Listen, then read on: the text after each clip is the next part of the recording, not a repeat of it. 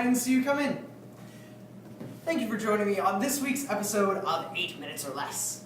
I'm your host, Professor Anderson, and this week we will be talking about post-traumatic stress disorder, or as I like to call it, PTSD. We've brought in several experts to talk to you about this long and controversial topic, which we'll cover in 8 minutes or less. Let's get to the first guest. Today, Dr. Lindsay Powell. Dr. Lindsay, what is PTSD? PTSD, or post-traumatic stress disorder, is a psychiatric disorder that people can develop following traumatic events such as military combat, natural disasters, sexual assault, etc. PTSD is characterized by nightmares and flashbacks, which cause the person to relive the trauma, difficulty sleeping, and a feeling of being detached or estranged from the world around them. With a professor in the field of psychology, Ashley Morrison. Ashley, what treatment is available for PTSD? Medication is available that can help one cope with the symptoms of PTSD, such as anxiety, although one of the most effective methods would be loop counseling, which seems to be quite an effective method of healing. Intriguing. Now, what happens if this treatment doesn't occur? Are there more problems that will occur in the future? Well, without seeking help, the symptoms of PTSD may continue to intensify. So medication and counseling would be the best methods. Now, you said that there are support groups available. What kind of support groups are there? How are those conducted?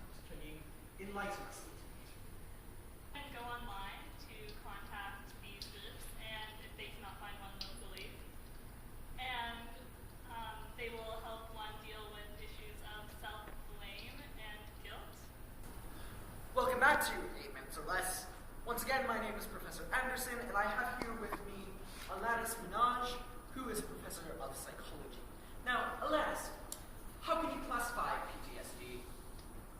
PTSD actually falls into three clusters: re-experiencing, which is found in 60 to 80% of cases; arousal symptoms, which are found in 30 to 60% of cases; and avoidance symptoms, which may be particularly relevant in determining which trauma-exposed individuals are likely to develop PTSD.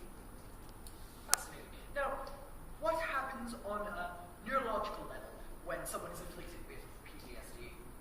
PTSD patients show heightened fear responses to trauma reminders and an inability to inhibit fear in the presence of safety reminders.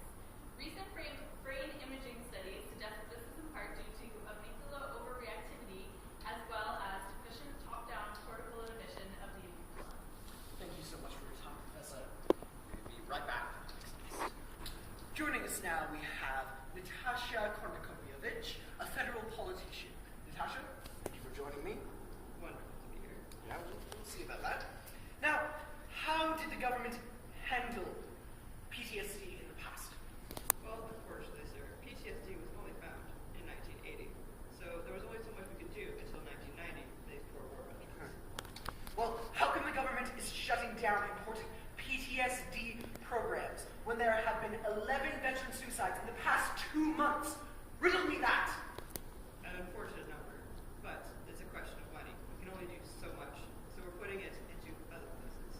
Then how come you're taking that money and putting it towards programs that veterans don't even need? Don't you think that the money would be put to better use to help the veterans and their overall health? That would be for the government to decide. Right here in the popular press recently, there was an article about war veterans and a suicide where the family was charged over $500 to make up for the counseling by the government. Explain that to me. We need to stop this interview. Well, there you have it, folks. The hard-hitting news. Seems like the government won't even make a profound statement about what is going on. We have here with us Gerard Newcastle, a wise statistician. Welcome, Gerard. Thank you, Mr. Anderson. Great to be here. Now, how many war veterans are actually reporting PTSD? Well, in a recent study, there's about 50% of men and 25% of females who are reporting PTSD symptoms. Now, that isn't bad statistics. How many of them are seeking professional help? About 45.6% are seeking professional help. That actually seems like quite a good stat. Why are we so concerned about PTSD and the funds? Oh, funds have been drastically reduced in the past years. Over the years, from 145 million to 140 million are now going to these medical services. And in fact, the medical services are being taken away by the government. Now, where is the government putting this money that they take away from our war veterans? This is where the real controversy begins, Mr. Anderson. In my book, The Wise Statistician, which has been nominated for numerous awards. Numerous awards. The money is actually going to commemorative activities for these war veterans where they celebrate their service. But the war veterans have come out and said, well, bloody hell, we don't care. We want the money going to the mental services that are being taken away. Seems like there's clearly a lot of work to be done in this field still. Indubitably. Joining us now, I have Arlene Foster and her young son, Jimmy. And Arlene's husband was recently involved in all the turmoil in Ireland. How has he handled everything since he's come back home? To be honest, not at all. He used to be such a happy man from what I can remember. He always had a huge smile on his face, and he loved Jimmy so much. And he was always so kind to other people. And when he came back, I was expecting that exact same man, but he's totally different. He's completely hollow. To be honest, he doesn't show emotion. He doesn't play with Jimmy anymore. He doesn't show emotion towards me. He doesn't have an interest in me. He just seems I don't know how to describe it. Now, I'm going to interrupt you for a second. Jimmy, have you noticed anything different about your father recently? Well, my dad would always play with me, and he stopped doing that. Absolutely breaks my heart. Anything different? Anything at all? Well, actually, there is a couple things. Like, there's Veterans Affairs Canada, and thank goodness for that, because without them, I don't know what we honestly would have done, because they have something in place for veterans. They really do. They have vocational training, and I can honestly say that he has an interview next week because of them, and I couldn't be happier, and it gives me a little bit of hope, because what they do is they allow them to get interviews with others.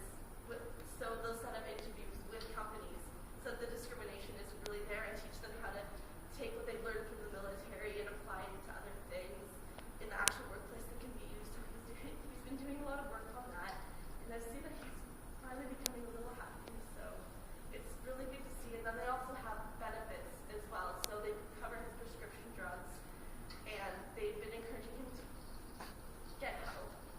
So I'm just so happy about that, because in the military, the thing is that there's so much that happens, like, that makes them think that they're weak if they get help, such as you have to be, like, the best, you have to push yourself, you have to be mission orientated, and so to see him get help is the best thing that I could possibly see, and the best thing I could ever hope for either of us.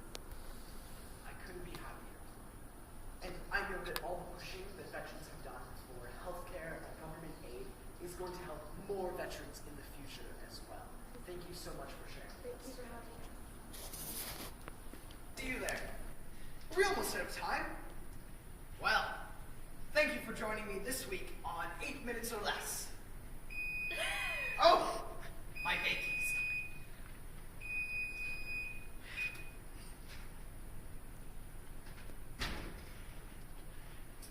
Well, that has been the sweet truth about PTSD. Join us next week when we'll be talking about erectiles.